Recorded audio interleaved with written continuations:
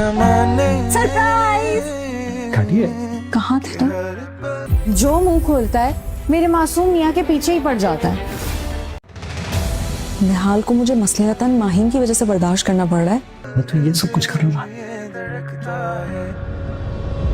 Happy birthday Narmeen. देखो भाई, बुरा मत मनाना, लेकिन हुमायूं जितना भी तुम्हारा आशिक है तो मर्द। अगर पुरानी वाली नरमीन होती ना तो अभी तक हंगामा बर्पा कर चुकी होती। प्लीज कल रात डैनी के साथ घर आ जाएगा।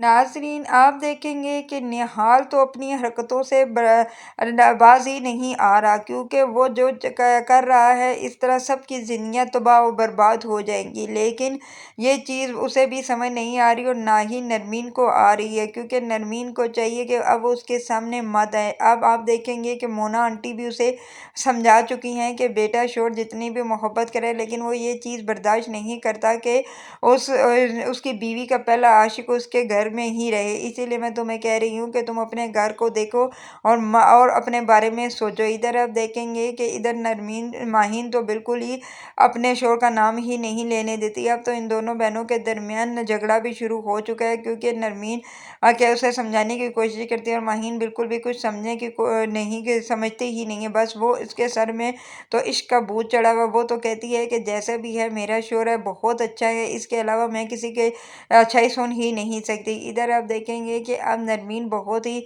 परेशान हो चुकी है, उसे कुछ समझ ही नहीं आ रहा, क्योंकि हुमायूं भी यहाँ से नाराज़ होकर जा चुके हैं। इसीलिए वो कहेगी कि मुझे अपने घर चले जाना चाहिए, क्योंकि मुझे वहाँ पर जाकर हुमायूं से बात करनी चाहिए, हुमायूं को क्या हुआ है। इधर आप देखेंगे कि जब वो घर वापस आती है और हुमायूं से बात करने की कोशिश करती है, लेकिन हुमायूं बिल्कुल भी उससे कोई बात नहीं करता और बस चुप चुप रहता है, जिसकी वजह से नरमीन बहुत ही परेशान हो चुकी है। उसे कुछ समझ ही नहीं आ रहा कि वो